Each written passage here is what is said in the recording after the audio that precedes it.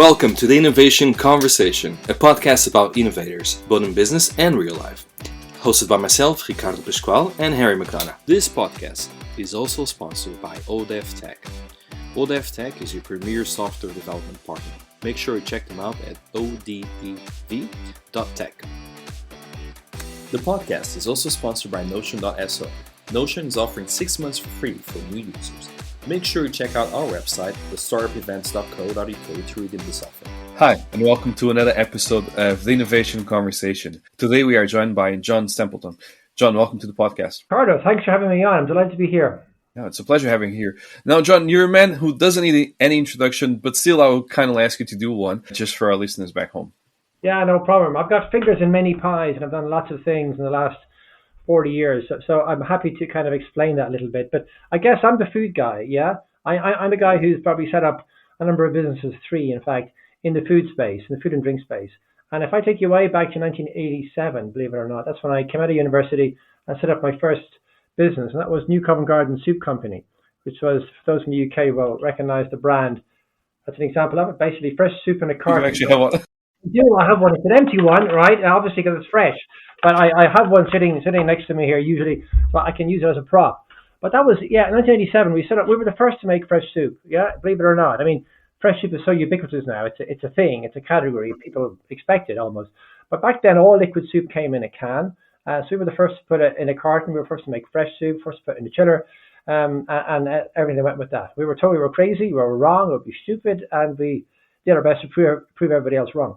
And that ran for about 10 years. So we set it up, as I say, from scratch. We were the first to do it. And we sold that business to a company called Daniels in the food trade in 1998. And I spent a lot of my time in 1998 and 1987 going to the States, setting up another business, which was really very similar, but a separate business. It was fresh soup in a carton for the US market. And that was called Glencoe Foods. Now, unfortunately, that didn't work. It didn't work, even though if there's anybody in the world who knew anything about fresh soup, it was probably me. And we can come back to that and talk about that in a minute. But my third business then was a company called Little Dish, and I have one of those, believe it or not, as well. It's an old packaging, right? But it's basically healthy, convenient, tasty meals and then snacks for kids, for young kids, not for adults, not for babies, but for kids. And again, it was a niche market. And again, people told us we were crazy, that there would be no need for this. And we were the first to do it, and we built that category. We set it up in 2007. And then we sold it in 2017. So that was another 10-year kind of adventure, if you like. And that was the first phase of my career, if you like. I call that my early career. I also call it my shit sandwich, Ricardo, because it was a wonderful experience. It always is when you set up a company to start with, and a great adventure and a tiger by the tail. Learned a lot in the first business, Covent Garden Soup Company. And the third business, similar in terms of commercial exit. It was great. It was really good. I guess that's one way to term success, not the only way. But everything that happened in the middle of this 5 years in the States, a wonderful experience, but it didn't work. And that's the shit bit. And I'm a great believer that, success is a lousy teacher. And I learned an awful lot more from the shit bit, frankly. I learned an awful lot more from the failure. I learned a lot more from those 5 years in the middle in the States. And I did probably the 2 10-year periods either side. And that takes us to 2017. And since then, I've been doing lots of other things. We can talk about that in a moment. But, basically, I help small businesses to grow. I got fingers in different pies. I'm more on the investment side, I suppose, now, as we move through. And that's probably meant that I'm poacher turned gamekeeper a bit. I've always been on the side of the entrepreneur. I guess once an entrepreneur, always an entrepreneur, frankly. But I know how that works. I know how it is. I can sympathize very much with the difficulties an entrepreneur has in terms of dealing with all the challenges and setbacks and adversity, frankly. But I tend to sit more on the other side of the table now. I invest in businesses, I advise businesses, I mentor entrepreneurs, and I do a number of other things. So that's probably enough as an introduction for you, Ricardo. It's a massive introduction. I have tons of questions now. Okay, so let's start in the beginning, I guess. How did you come up with the idea? Are you a soup fanatic? How did it come to be? No, I'm not a soup fanatic at all. Well, I became one, I guess, but no, I was out of university, right? So I didn't know anything about anything, frankly, and nobody does, and I think that's okay. Ignorance is bliss. And I met this guy called Andrew Palmer. Andrew was this archetypal entrepreneur. I learned a lot from him. He was great, and he had the idea. He had the idea of fresh soup. There's a whole story about him kind of revelation. He had a typical sort of enjoying a typical English bank holiday weekend in August, teeming rain, freezing cold, and he was sailing in a boat off the coast of Southampton, the Isle of Wight. And he came in, and his mom had come to stay for the weekend. He used to live there, and basically he went shivering up to the bath to warm up. And his mom kind of went downstairs to figure out what maybe they might have for lunch, and couldn't find really anything but a few moldy old vegetables in a basket. And she put it together, made some fresh soup, and he was sitting there warming up in the bath and got this wonderful aroma of fresh soup coming upstairs. And he thought, what's that? Has my mom got a takeout? There's no takeout anywhere near here. So he came downstairs and she said, here we go, here's some soup. And he said, oh, you brought that with you? No, I tried to find whatever you had here, and I put it all together and made some soup out of it. It's all I could do. And he goes, that's a fantastic idea. Wow. And that gave him the kind of thought, I wonder if we can bring that to the masses. I wonder if we can actually bring that to the market. And he was a stockbroker. He had no knowledge about the food industry. And he met me in Reading University. And there's a whole story with that as well. I went to Reading University to study food science. And basically, we just got together. And the way we got together was, Reading was a centre of excellence for food, which is why I was there. And Andrew came to the university to ask the guys there about how you make fresh soup. And of course, he was asking the wrong people. He was asking academics an entrepreneurial question. And they looked at him like he had two heads and said, it's a really stupid idea. Why would you want to do that? Basically, there's right back there in the other side of the store, there's a location already exists. It's called a soup aisle. Why would you want to mess with it? And he was kind of thinking, no, I want to make fresh soup. And he wanted to know how to make fresh soup. Because he wanted to know, from a technological point of view, how you might do that. And they kind of didn't really know what to do with him. And they said, well, there's this Irish guy finished off his master's degree here on university, so you might want to go and talk to him. I honestly think they were just trying to get rid of him. Mm-hmm. And so we met up.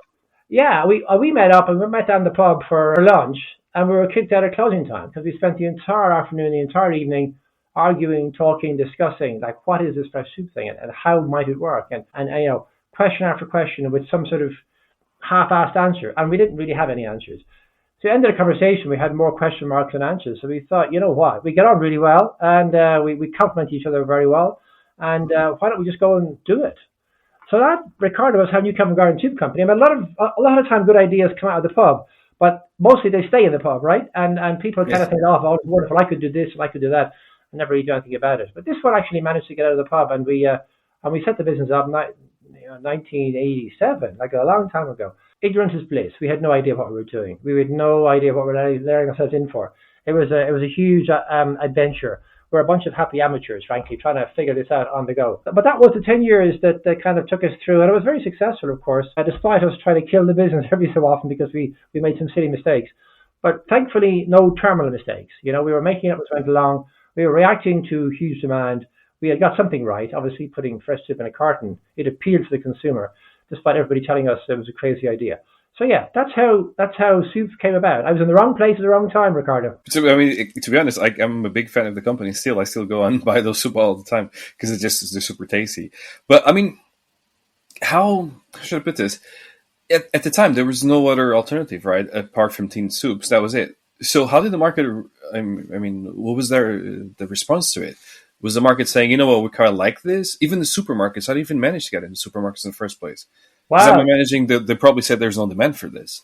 There's about 3 or 4 questions in there, Ricardo. So let me quite a lot. Let me try and split that up. I mean, you're absolutely right. I mean, first of all, we had a tiger by the tail. I think I said that already. It was a huge, huge success. We didn't know that at the time. You have to get on the shelf before you can get off the shelf, right? And that was a huge challenge for us. And we didn't know anything about anything. We were just two guys who had an idea, and a crazy idea at that. In fact, everybody, like I say, told us we had a stupid idea. So, there were probably 20 things we were told were wrong about our proposition. And I'll just give you 3 of them very quickly. The guys at Reading University told us we were crazy and we were mad and we'd kill somebody. They said there's a reason liquid soup is in a can. It's to make it safe. It's processed, highly processed. You got like 18 months shelf life. But the problem with that is it kills the nutritional composition and it kills the flavor. You got to put other stuff into it. Like think of tomato soup. It doesn't taste of tomato soup at all coming out of a can because you put a lot of sugar into it and it caramelizes. Kids love it, therefore it's sweet. But it doesn't taste of real fresh tomatoes or basil or whatever else you want to put into it. And we wanted to deliver a product that tastes, funny enough, of the ingredients you put into it, not the process you use to make it safe or give it a long shelf life. But the technologists and the scientists, of which I was one, I suppose, because I'd studied that there, they said, "You're crazy, you will kill somebody, it needs to be made safe, that's why it's put in a can." And, we clearly didn't want to kill anybody, but we thought there's got to be a way to make it safe without killing all the ingredients and killing all the flavor and killing all the nutritional composition. So we developed a process, I guess that's what I did initially, developed a process to make it safe but fresh. And that was a pasteurized process. So we didn't overheat it like you do in a canning process. We gently heated it. So instead of 18 months, we had 18 days. And that was perfectly adequate, more than adequate for the chiller. And then they said the chiller, the retailers will never let you into the chiller because the chiller is their space. It's coveted. It's much more own label in those days. You get brands in the chiller these days, but you really get own label like Waitrose and Tesco's products. And they covet that space because it's their space. And that's true, they did. But they let us in, obviously. They gave us an opportunity. Waitrose were the first to give us an opportunity. And they then said, this was a really interesting thing, they said, consumers will hate the carton or won't understand the carton. They'll think, carton, soup, doesn't really, go together. Milk goes in a carton or juice might go in a carton. This is a fresh carton, by the way, not a sterilized carton. So they said the consumer would be all confused by that. And in fact, the consumer loved the carton. Once they understood we had fresh soup written on there, once they understood it was fresh soup in a chiller, that's weird for sure, but then taste it, bring it home, and it'll knock your socks off. It'll be nothing else. It'll be as good as you make yourself, as good as you get in a restaurant. That was the whole idea. And then add the convenience that you don't need to make it yourself. That was the whole point about it here. So that was the innovation, I suppose. The conventional wisdom was going down the soup aisle, the existing soup aisle, and buying in a can. But we had the courage of our conviction, if you like, in that we wanted to do something different. But we had consumer insight to tell us we were right, despite everybody else telling us we were wrong. It's quite bold. Did you raise any investment for the company? Oh yeah, we sure did. You can't do this on your own. You can't really grow a branded product on its own anyway. You always have to invest ahead of the curve. You always have to invest more money in the business than the business is throwing off, because the business just doesn't throw off enough to invest at a steady enough rate so you can grow quickly. Our plan, by the way, was always to exit. So we were always going to exit. We thought 5 years. It took us 10 years. You can't do it in 5 years. You can't really do it in less than 8 years. Otherwise, you're leaving value on the table.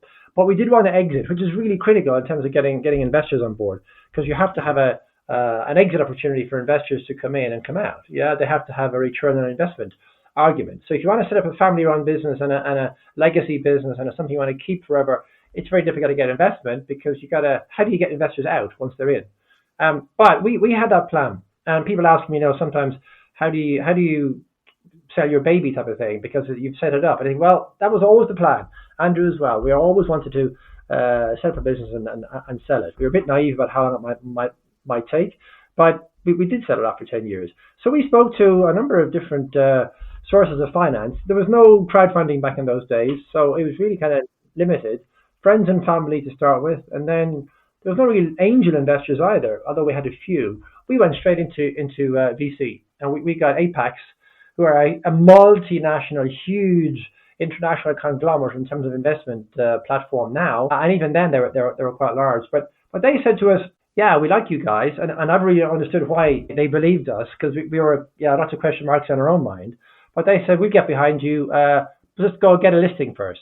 Getting a listing means get it listed in a retailer. So we went about thinking who would be the best one. And back in those days, and even probably now still, Waitrose is the one you go to. They like to give the new guys a chance. They like a point of difference from the other retailers. They're not as big as the other retailers. So we went to them, and I remember the meeting we had with them. It was really weird. We went to kind of pitch our product. We didn't know what we were doing, but we were told beforehand that retailers keep their cards close to their chest. They don't really let you know, even if they want you. But Waitrose were completely different. They said, yeah, sure, we'd love to have you on board. And they were thinking, okay, like when? This was like May, I think, or April or May. And they said September. And there's one thing I knew about soup was it's going to be very seasonal. So I thought we had to be in for the next season. So September sounded great. So I said, yes, we can do that. But we didn't have a factory. And you can't really do it in that short time. You can't build a factory in short notice. And Apex had told us if we get a listing, we'd get the money to build a factory. But of course, you need a factory to get the listing, to be able to launch. So we had this kind of catch-22. But Waitrose gave us the opportunity. So we said yes. And then we figured out, went down the pub for a celebration-y drink, and A lot of New Covent Garden was celebrated around the pub, by the way, as you can tell. But we were sitting there thinking, this is great. But the elephant in the room was there thinking, how are you going to actually deliver? How are you going to do this? So we had a kind of a research station in Reading, which is not very far away from where Waitrose were based, still are, in Bracknell. They could have come to see what we were doing, and they would have closed us down because it was such a small Heath Robinson type of outlet. It really was a research station. And we just started to sell from there. We started to produce from there while we built our factory in London. We went back to APAC, said we had the listing. They said, really? Yeah, we can list in September, but we need to build a factory to supply. And so they gave us the money to build the factory, which was a big step because we didn't have any money and we didn't really know anything about any of this. And they were really supporting us based on we knew what we were talking about. But they thought we had a good idea like we did. So we built the factory in parallel with supplying Waitrose. And really, to be honest, the facility we had in Reading was very small and we were bursting at the seams and doing all sorts of things we really shouldn't be doing. Like I say, if Waitrose had come to look at us, they probably would have said, you can't supply Waitrose from here, and they would have been right. But if you're an entrepreneur, you're trying to find solutions to all this, and we had a way out. We had a way through here. Mm-hmm. So we supplied Waitrose for a couple of months out of the existing facility. Wouldn't even call it a factory. And we built our bigger factory in London, and then we could switch over later in the following year when that was ready. So that was a bit of a crazy time, but it worked for us and it got us through. And you never have all the answers ready. You never have all the answers in the sequence available to us. You have to try to run through and make the best you probably can with what you've got. But we had a promise of a listing and a promise of money for a factory, maybe the wrong way around, but that's what we needed. And that's what allowed us to be successful in the early years. And what was the biggest struggle you had growing up the company? You wouldn't believe it. We thought we'd have all sorts of problems with the brand and listings and retailing and all those other stuff. But the biggest problem of all, and I'll just get the carton here again, the biggest problem of all was putting soup into the carton. It was as simple as that. We didn't anticipate this. And it almost caught us out. We thought, okay, soup has never been put in a carton before, but how difficult can it be? And the answer is really difficult. And I really wish we'd figured this out beforehand because it costs us an awful lot of grief. But the basic problem is that soup is not just liquid. And what was in these cartons before was liquid, like milk. And it was cold milk. We filled hot for technical reasons to give it a shelf life, give it that pasteurization. And when you've got hot liquid, it's very, very non-viscous. It's very watery. The warmer it is, the less viscous it is. And you've got bits in it as well. It's not just liquid. So you got to get the same number of bits in the carton, and you got to fill it, as quickly as you can. So let me use this analogy. It's kind of like, you've got 3 egg cups, right? Egg cups. And you got a big bucket of hot boiling water. And your job is to pour into the egg cups, right up to the top, to that level of the top, into each egg cup. Fill up the egg cup with soup. But get the same number of particulates, we call it, pieces of carrot or pieces of onion or pieces of potato into each egg cup. I mean, it's a crazy idea. Who would have thought it up? But except that we thought it was going to be easy. So that whole technological challenge of getting particular distribution, obviously you buy a carton, you want to have the right number of bits in it. Soup without bits is okay. There are lots of creamy soups, etc. But a lot of soups with bits in it too. And the consumer loves minestrone and love chicken soup, and the bigger the bits, the better in some regard. So they love this whole idea. But it was a real challenge for us to actually physically put, we had soup on the wall, soup on the ceiling, and soup on the floor, and no bloody soup in the carton, and lots of days. And we were tearing our hair out trying to find, we raised a little bit of money to get us through to do this test, to prove that we could do it and, demonstrate it to the retailer and then get more money from Apex. And we ran out of money. It probably it did actually take us 18 months to perfect this process. And all the while, the money was running out. And so you could see this closing window opportunity, and you just needed to get through. And we weren't quite sure we were ever going to make it. So everything else was put on hold until we solved our problems to get a proper amount of soup into the carton, cleanly sealed, shelf life, safe. We didn't want to kill anybody again, and prove time over time again that was going to work. It took us a lot longer to do that than we anticipated, and we lost the whole season, because it's seasonal, right? So we weren't able to get that right. Luckily, we got that right before we went to Waitrose, but it could have easily been the end of the company before it even began. Wow, so I can imagine the stress you must have been under, because that's quite stressful, isn't it? You don't know which way it's going to go. Right. I mean, I sit here telling a story, and it's a lovely story, because everybody go, oh yeah, because everybody knows New Covent Garden Soup Company, and of course it worked because he wouldn't be on the shelf if it didn't work. But back then, you don't know if it's going to work. You don't know. All these problems that people have, and they tell you about them later. They go, oh, that's nice. That's a struggle. Or, but it worked. Whereas when you're in the middle of it, right, sitting in the middle of soup all over you, you don't know, and you're kind of thinking, a lot of time, I think it won't work, or if there's a solution here, it'll be too late, and I'll run out of money, run out of time, or the retailers will give out, lose patience, or our investors will lose patience. And you've got all these people around you relying on you to do what you thought was pretty straightforward, and you've committed to doing it. You've said it is straightforward. I just need to get this bit done, and you're always selling, aren't you? You're always selling your business, your idea, your concept, yourself. You're always selling. And the problem is you have to sell this concept to yourself too. At times, you've got to sell to yourself and convince yourself. And I think a lot of the time the little guy who sits up here banging in your head saying it won't work, it won't work, it won't work. He's always there. You just got to quieten him down. But when you're in the pit of the valley of desperation, if you like, and you can't really see a way out, and you don't know for sure, this guy gets louder and louder and louder, and you sit there going, "This was a really stupid idea," yeah. And that takes a lot of perseverance and resilience and what you might want to call it. I don't know, but luckily, I wouldn't be sitting here otherwise, would I? But luckily, we came through the other end. And well then, and then you trying to move the operations to the US. How did that came about, and how did that go? Well, it was a separate business completely, Ricardo. Actually, we sold the business in 1997. Well, January 98, we sold the business. So I was spending 97. It was a really weird year for me. It was kind of a schizophrenic year. I was spending all that time selling the business in the UK, and at the same time setting up a completely separate business in the US. And we did that for a particular reason. So we needed to get out. We needed to allow our shareholders to get out. It wasn't just launching a new subsidiary or a new range of products in the US. It was a completely separate business. So that was different. So I physically moved down to California in whatever must have been February 1998 to continue with the setting up of that business. And like I say, if anybody knew anything about fresh soup, it would have had to be me, because New Covent Garden Soup Company, we weren't the only fresh soup company then. There were others too, but we had pioneered the whole thing. We were the only ones in cartons, for a whole bunch of reasons.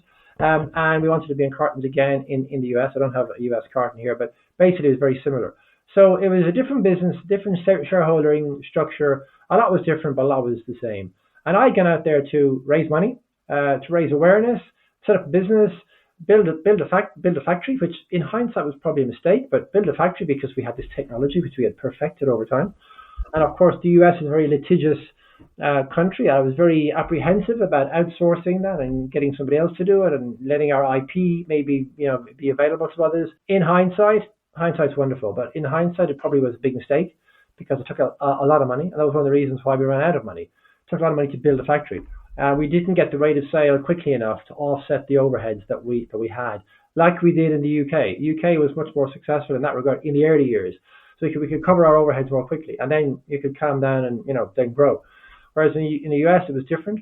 A lot of things went wrong in the US which were outside of our control, and some things went wrong which were inside of our control. It's always a way. Never one thing. It's a combination of factors. And the stuff that was outside of our control was like we were in San Francisco, just outside San Francisco, in a factory there, and we had some US based shareholders. And of course, those days, 1998 to 2003, I was there. It was all about .com.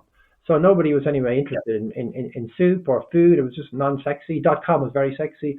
So we had no real interest from our investors we had out there to follow on, to invest more money.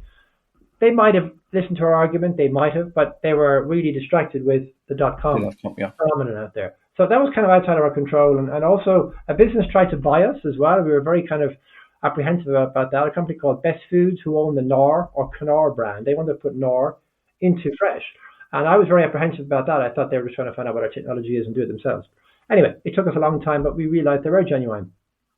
Until the point we got to selling to them, almost, Unilever came in and bought Best Foods and suddenly basically cancelled all M&A activity. And we had lost a lot of time talking to these guys and been distracted by this whole potential sale process. And we lost 2 seasons, and it's very seasonal again, soup. So lots of things went wrong that we probably could have done something about.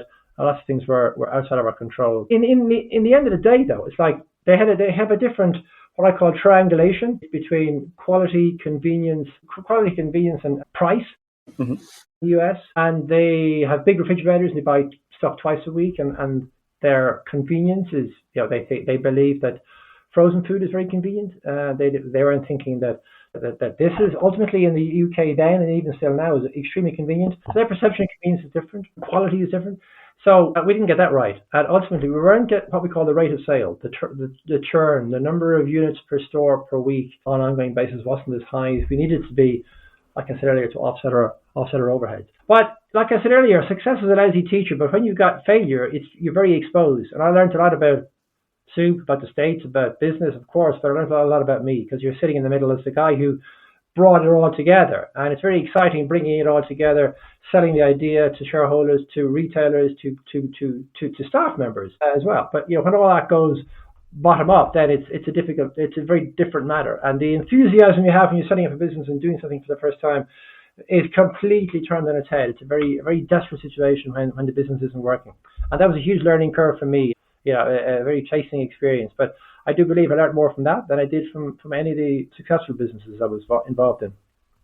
Okay, so how do you put that in perspective into your own, I guess, life? Because you were a very successful entrepreneur in the UK. You moved to the US. Things didn't go according to plan, and now you're kind of stuck. You're stuck because you've had a great experience. Now you had a really bad experience, and what do you do now? Do you say to yourself, "I'm actually gonna, call it quits, and that's it," or do I try something new? So what made you try something new? Because we know you just said you tried something new. So what was the key decision and influence to actually go and try something new? Yeah, I mean, there's a number of things there, and it's like I was convinced I didn't want to go out on a failure. I didn't want to be known as a failure. And when you're in that place, you get very introspective, right? You kind of your mind plays tricks on you.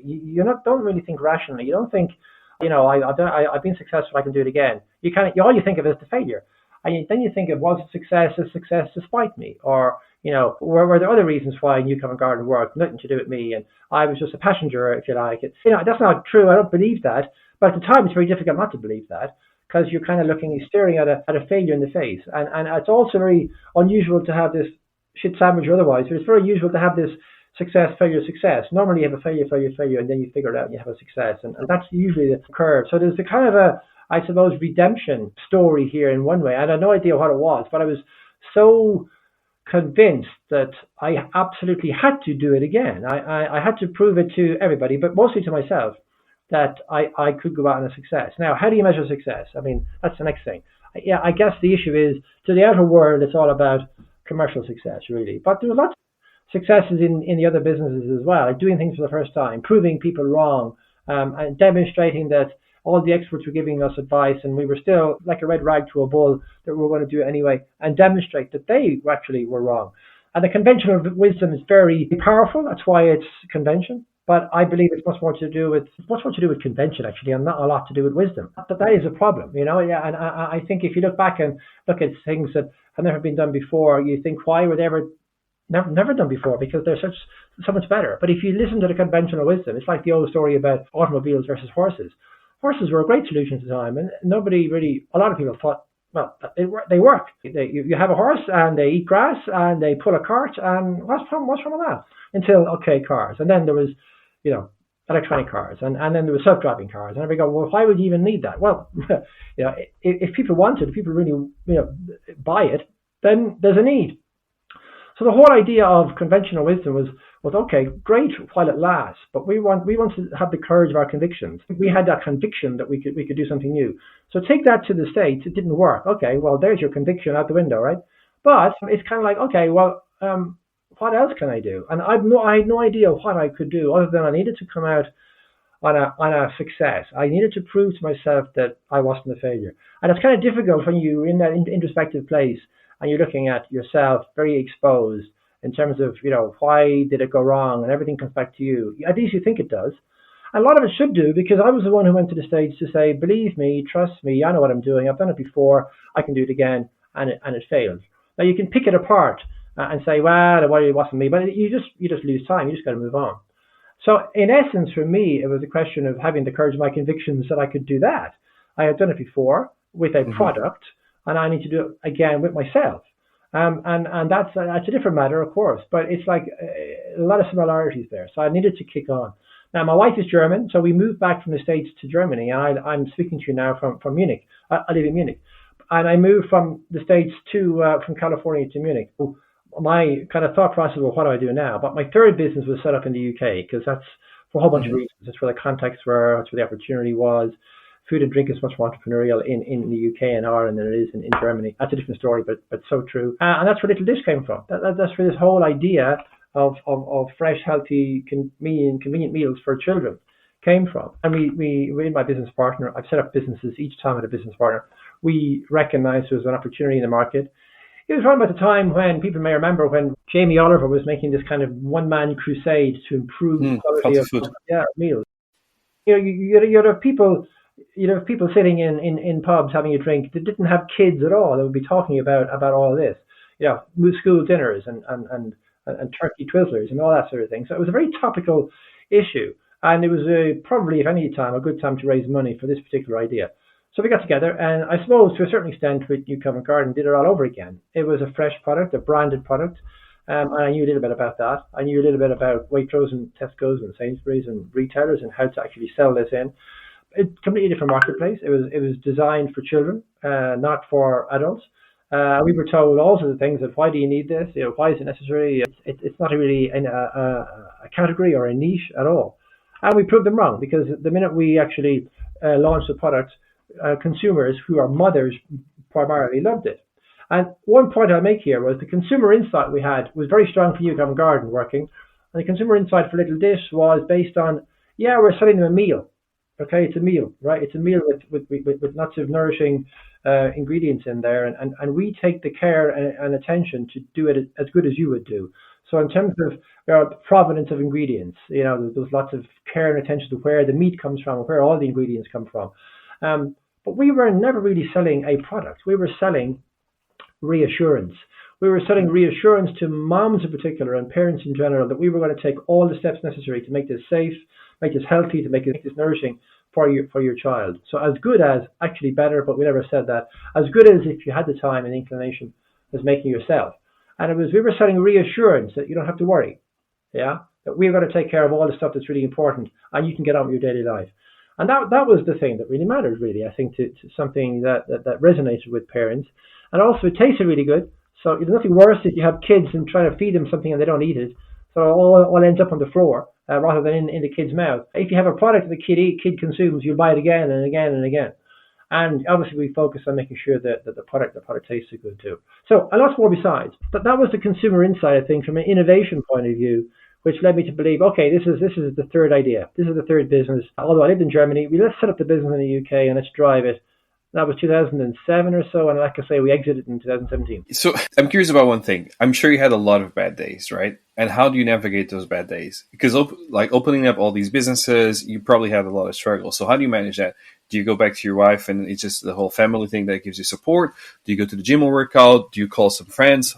How do you manage that? Well, all of the above, actually, in terms of things that you really do. Yeah, I try to go to the gym, and it's very difficult if you're living in one country and running a business in another. It's just like a bit crazy, actually. And after 5 or 6 years, I had to kind of pull back on that because you for your own sanity, if nothing else. And of course, you share it and you talk to people. But I think ultimately, and this is an issue that's talked about a lot. I'm not sure if people really understand what it means. I got my own version of it. You got to be resilient. You got to just kind of say, people say no. You set up a business, you have to expect people to say no. Because especially if it's a new business, a new idea, and it's breaking the conventional wisdom, right? It's something new. You're not listening to conventional wisdom. You're calling it out and saying it's much more conventional and a lot less wisdom. And if you're saying that, you're setting yourself up for a lot of attack. People are going, who are part of the conventional wisdom in particular, or who can point to it working and say, why, nothing worse than saying, if something ain't broke, don't fix it. I mean, that's the worst thing you could possibly think of, because it's always a way to improve things. So in terms of personal resilience, it's kind of like you got to say, when you get these setbacks, and you get these challenges, and you get this adversity, you don't take it personally. It's not like somebody is out to get you. They may be, but they're coming from a place of ignorance. They're coming from a place of, something they don't know. You realize something they don't realize. Somebody called, I think it's Lou Holtz, an American guy. I'm not big on quotes, but he said, show me somebody who's achieved anything in life, and I'll show you somebody who's had to deal with adversity. And that's the point. I like that really. Well, I like extending it a bit, which is kind of like if you're not pushing the boundaries, if you're not feeling adversity, you're not actually doing anything worthwhile. Which is a little bit controversial, a little bit challenging. It's kind of like, well, I do lots of things worthwhile. Well, actually, how worthwhile is it, right? It's Because whoever did anything exciting or innovative or achieved anything from a position of playing it safe. And that's what you're doing. You're playing it safe constantly.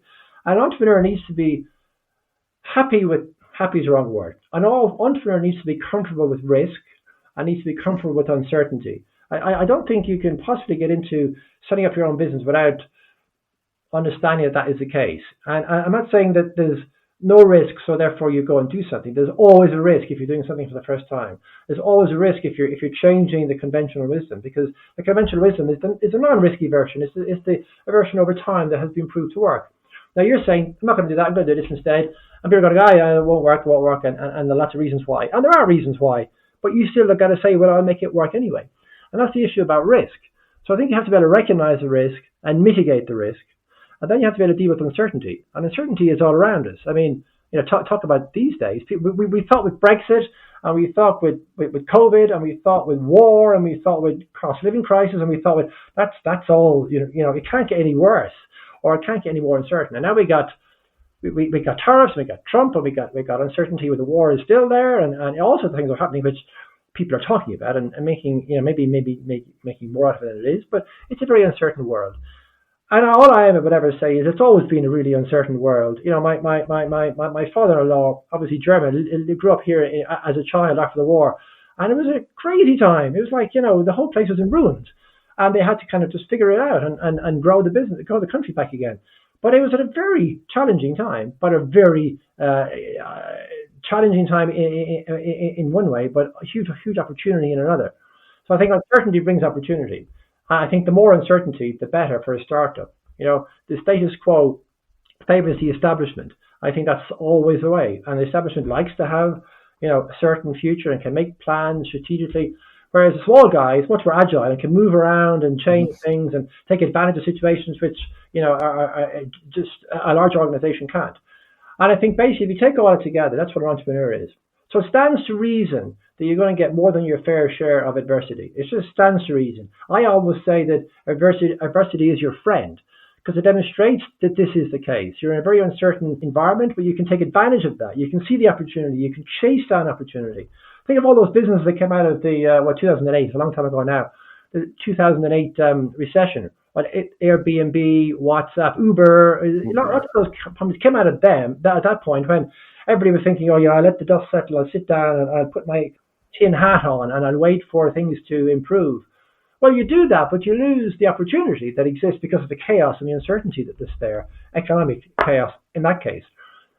So I would come back to your question. I'm a great believer that resilience comes out of really understanding that risk is your friend if you can recognize it and mitigate it. Don't ignore it.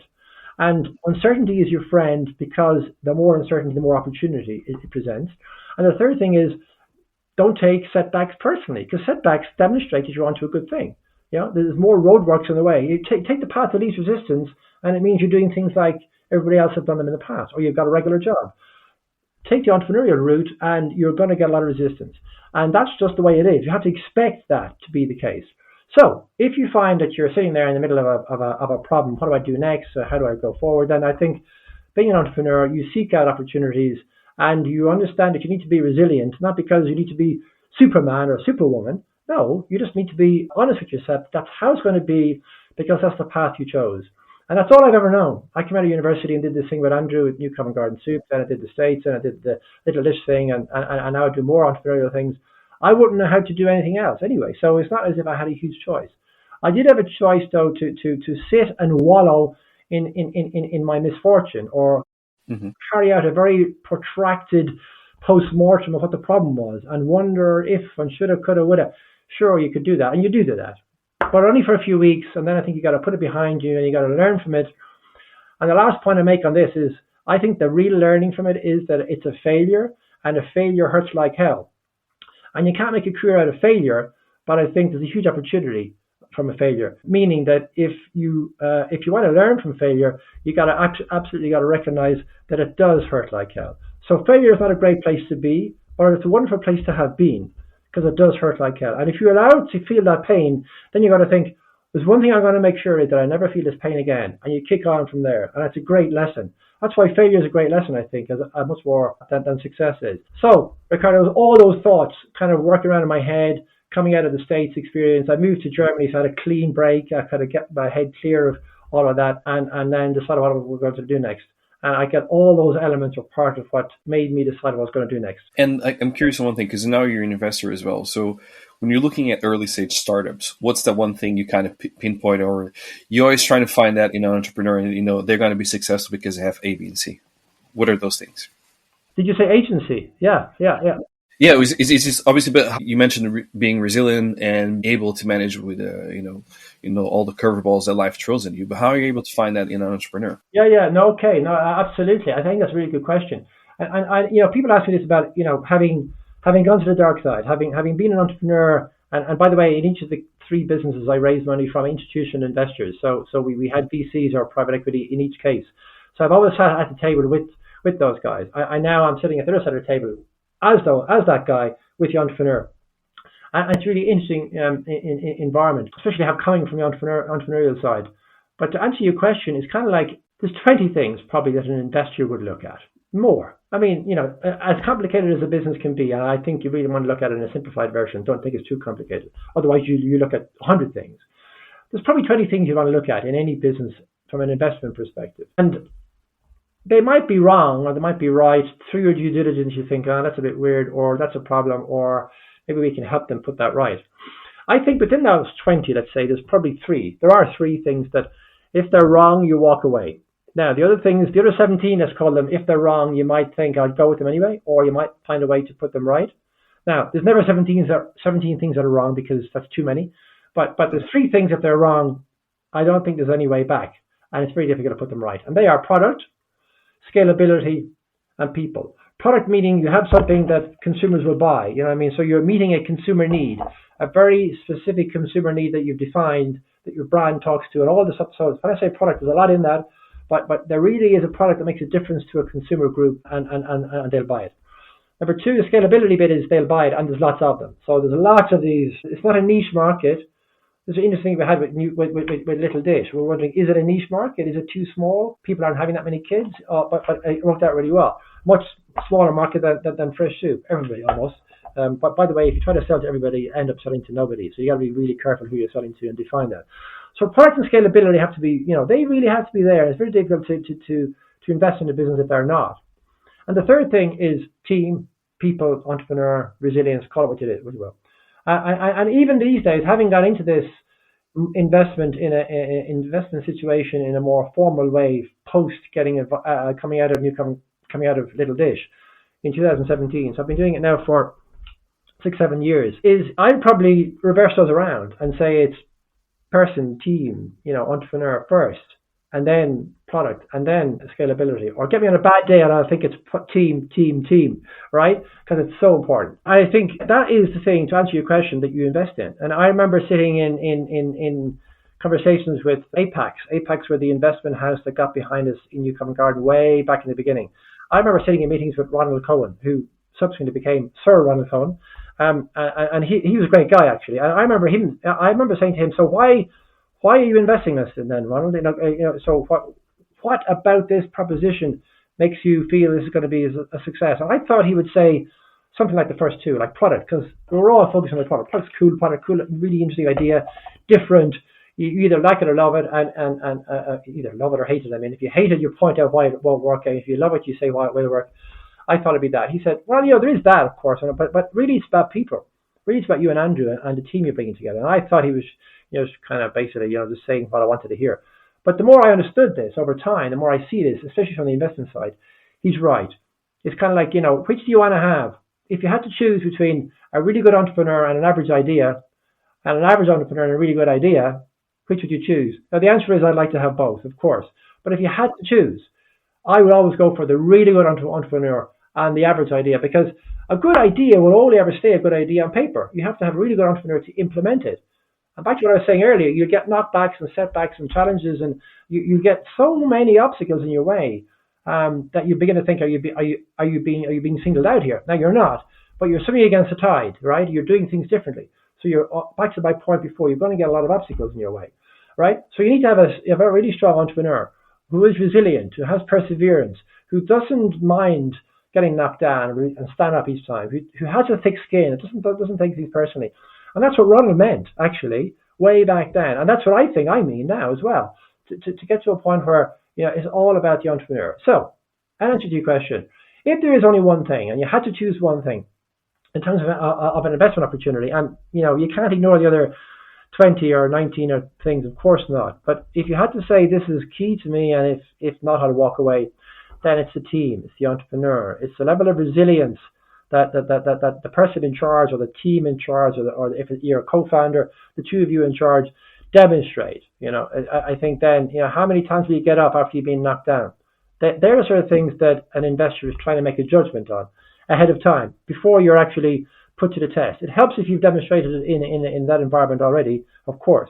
But I think that's it. It's all to do with the person, the entrepreneur. What's the best piece of advice you ever got? I'll tell you the best piece of advice I never got first, because that's more interesting, I think. And that is, I probably never spent enough time reaching out and asking for advice. I never spent enough time reaching out and asking for help, because I kind of thought, I was new to all this. I started off with New Covent Garden Soup Company, and it was a success. Don't get me wrong, we had lots of setbacks and challenges, but we had a tiger by the tail in terms of demand. So, that was great. It's much better dealing with that than dealing with where am I going to sell my next product. But I felt that I had to have all the answers, because I was an entrepreneur and everybody's looking at me, and there's a little bit of imposter syndrome there. It's kind of, I remember sitting in meetings, okay, who's responsible for this? And then thinking with dread, oh my God, I am. I'm mentally responsible for, something to do with finance. And I had no clue about finance, no knowledge, no experience, no qualification, no anything. And that's a terrifying place to be. But you kind of have to just muddle on, haven't you? And everybody's looking at you as the founder of the business to make a decision, and you have to make a decision. And that's great. That is great. It's great, especially if you make the right decision, or at least don't kill the business by making a wrong decision. But the problem is then you begin to feel you're invincible, right? Especially if you're a young guy and you don't have any other experience. You've come out of university and you're doing this, and you're like, oh, well, this is how it works. I just make decisions and things happen. And luckily they did, and if they didn't, then I wouldn't be here again telling you about it. But then you really do believe that all the answers come from you. And I think all the answers can never come from you. You've got to find, or there are lots of easier ways to get the answers that make going through the same mistakes over and over again that somebody else has. And you can learn from them. So I think, I really do believe that if people are more willing to reach out and ask for help, and if I had been more willing to ask for help, now I would have had to ask for help, but I also would have had to listen to the answer. I'm not guaranteed that would have been the case either. But I think, in the early days, or in any day really, you can ask for help. It's amazing how helpful people can be and want to actually help. I think if you can find ways to leverage other people's experience and mistakes, so at least you don't have to make the same mistakes. You make other ones, of course. Then you have to. It's your business, though. You have to make the judgment call. You can't say, "Oh, somebody gave me this advice, and therefore I'll take that advice." I mean, it might be the wrong advice, and it's not their fault. It's your fault for taking the wrong advice. There has to be a responsibility on listening, asking and listening for sure, but then do I take this advice? Is this right for me? Is it right for my business? Is it right for the stage of growth that I'm in my business? If you take the advice and it works, great. If you take the advice and it doesn't work, I mean, that is your responsibility. That's your fault. But you didn't ask that question, did you? You asked a different question, which was, the best piece of advice I got. I didn't, to answer the question in that regard, is I didn't allow myself to listen to much advice, which I think my point is that I think that was a mistake. I did observe how other people did things. So I watched how other people, and I learned a lot from how other people. You're probably going to think I'm going to say did it well, but I'm going to say I learned a lot from other people not doing it well. And I thought, oh, well, now that's a mistake. And I'm not going to do that. I'm not going to mention any names, by the way. But there were a number of people in the early years where I thought, I'm not experienced. I don't really know for sure. And this guy is experienced, and he should know for sure. But I wouldn't do it that way. I mean, I just don't think that's going to work. And then it didn't work. And I'm going, okay. Well, I learned a really good lesson there. That it's back to my point about advice. That experienced people can still make huge mistakes. Mm-hmm. And there's no guarantee that you're not going to make a mistake. I mean, I made mistakes in the States, obviously. I made mistakes all over the shop and all the businesses that I was involved in. And I guess I'll probably still make mistakes. But I hope I've got the humility to actually learn from that. And I remember thinking at this particular occasion, way back in probably the early 90s now, when I was observing this thing going on, and I thought, this guy should know better. He has experience. And it just made me think, people with experience don't necessarily know any more than you do, right? So I think it's a question of judgment. And that's what entrepreneurialism is all about. I studied science, which is all about, first principles and certainty. and making sure you build on a theory and build in little incremental steps so you can get to a point where you go, I am pretty sure now, 99% of the time, if I do this, I'll have this answer. That's science and technology. Whereas entrepreneurship is the opposite. You don't have time for, develop a 3-year project to figure out what might be right and might be wrong. It's all about intuition, seat of the pants, and judgment. And I think if you add that to what I said earlier about risk and uncertainty, then if you make those judgments, if you realize that you're responsible, you're not taking advice from somebody who, your business better than anybody else. So you have to take the advice and then decide if it's the right thing for your business or not. And I think that is something that I realized way back in the beginning by watching people mostly make mistakes. And why? Why have you done all this, John? That's a really big question. Help me out, Ricardo. Why have I done that? Okay. I mean, there's always crazy motivations, right? If you think about like a rock band, they probably say, oh, we wanted to get all the girls. If you think about, just a pure simplistic businessman, they'll say, oh, just wanted the money. But why? I'm always curious, like, what prompted you to launch this, to continue in this lifestyle? What was the why? Okay, that is still a big question, but that's been very helpful, qualifying that. Okay. So I first of all, I don't know anything else. I really don't know anything else. I mean, it's not like I could go and get a job now. I think I'd be unemployable. I don't know who would employ me. I don't know who would want to have me working for them. It's like, I really don't know. It's just a world I've never been in. Straight from the get-go, straight from university, I've done this thing, which people have called entrepreneurship. And it's not for the faint-hearted for sure, but that sounds like there's only a select few that should do it. No, I think everybody can do it as long as they put their mind to it. Well, why have I done it? And I think it's to search for, either I'm a masochist, and that's possibly the case because I've done it 3 times now, or maybe it's a bit of that, or it's a question of search for learning. It's kind of like I do believe, and I've only been able to think about this since the craziness of the 3 businesses have settled down, and think about why I do this. I do like learning. I'm not saying I like being proved wrong, but I sometimes like being surprised.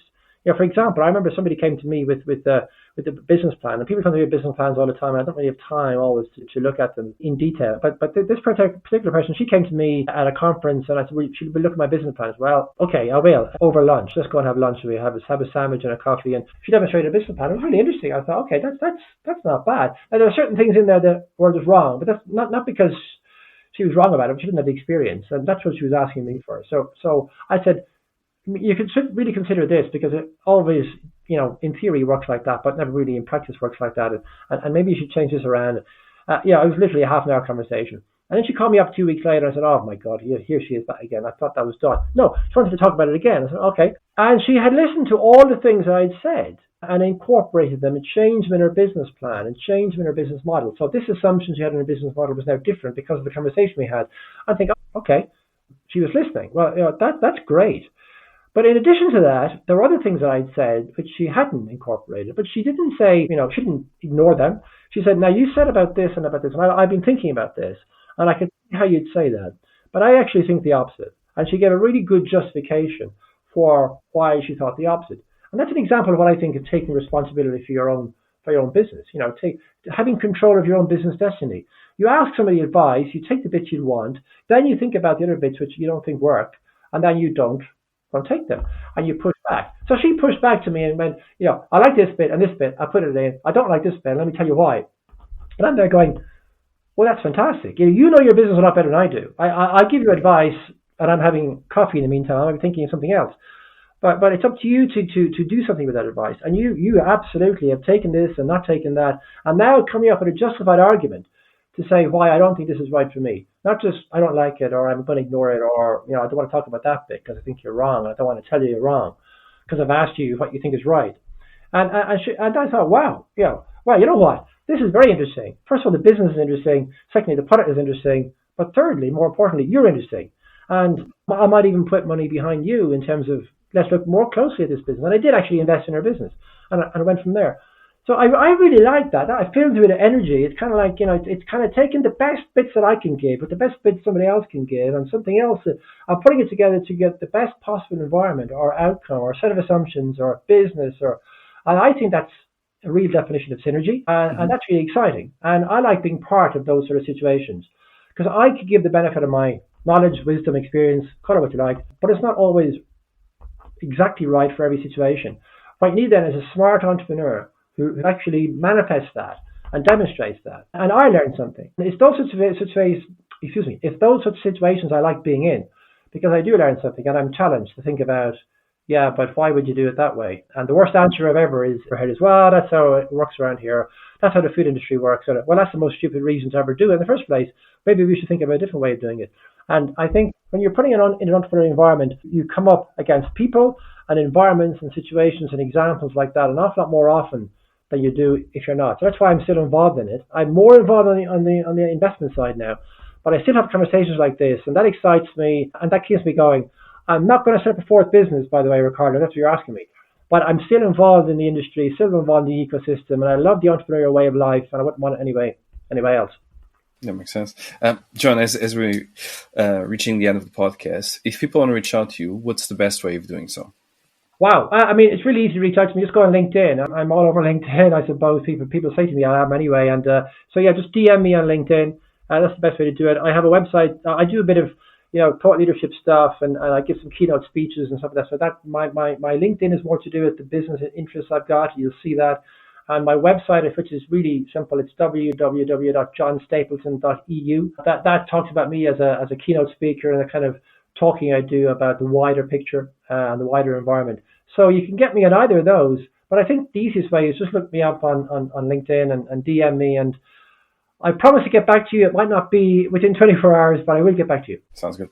John, thank you so much for your time. I really enjoyed our conversation. Oh, I enjoyed the chat too. Thanks for the questions. They're really, really useful. Take care. Thank you. The podcast is also sponsored by Notion.so. Notion is offering 6 months for free for new users. Make sure you check out our website, thestartupevents.co.uk, to redeem this offer.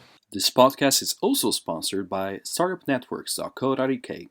Startup Networks, it's an online forum where you can find all the resources you need to run your startup, from grants to investors to tips and tricks on how to be successful in your startup. This podcast is also sponsored by ODEV Tech. ODEV Tech is your premier software development partner. Make sure you check them out at odev.tech.